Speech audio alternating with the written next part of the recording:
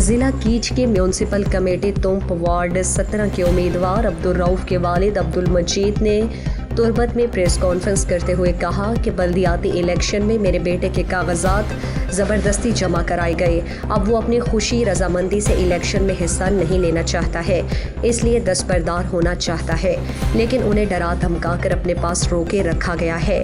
میں اپنے بیٹے کو فون کرتا ہوں، سابق صوبائی وزیر ان کا فون اٹھاتا ہے۔ انہوں نے کہا کہ میں بطور والد ان کی زندگی کے حوالے سے تشویش میں مبتلا ہوں، اس لیے ڈپٹی کمشنر کیچ اور ڈی پی او سے اپیل کرتا ہوں میرے بیٹے کو بازیاب کرا کے میرے حوالے کیا جائے۔ انہوں نے کہا کہ میڈیا اور سوشل میڈیا میں منفی پروپیگنڈا کر کے غلط بیانی کی جا رہی ہے کہ میرے بیٹے کو حاجی اکبر آسکانی کے لوگوں نے اغوا کر لیا ہے، یہ جھوٹ ہے۔ حاجی اکبر آسکانی خدا ترس سے ایک نیک نرم دل اور غریب دوست انسان ہے۔ بیٹے سے صبح بات ہوئی ہے، انہوں نے کہا کہ مجھے کسی نے اغوا نہیں کیا، وہ بخوشی امیدواری سے دستبردار ہونا چاہتا ہے۔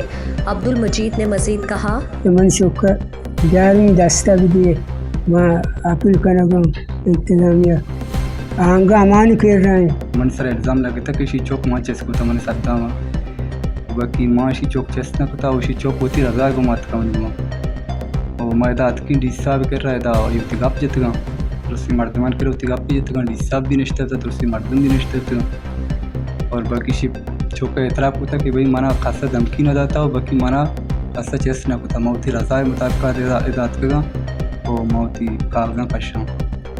اس موقع پر ملا صالح آسکانی نے کہا کہ امیدوار عبدالرؤف اپنی خوشی سے دستبردار ہونا چاہتا ہے۔ عبدالرؤف کو اغوا کرنے کا ڈرامہ رچایا جا رہا ہے، جھوٹ اور افواہ کی بنیاد پر الیکشن نہیں جیتا جا سکتا۔